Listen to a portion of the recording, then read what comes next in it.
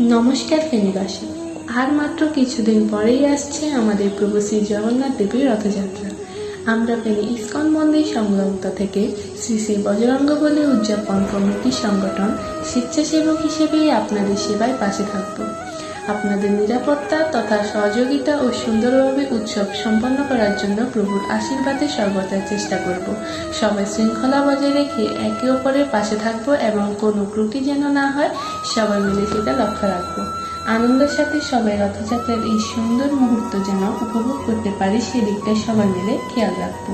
সর্বশেষ এটাই বলবো যে আমরা বজরঙ্গবলী উদযাপন কমিটি সংগঠন সর্বদাই আপনাদের সেবায় প্রস্তুত।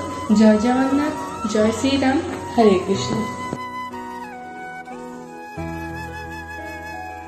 यदा हि धर्मस्य ग्लानिर्भवति भारत अभ्युत्थानमधर्मस्य तदात्मानं सृजाम्यहम्।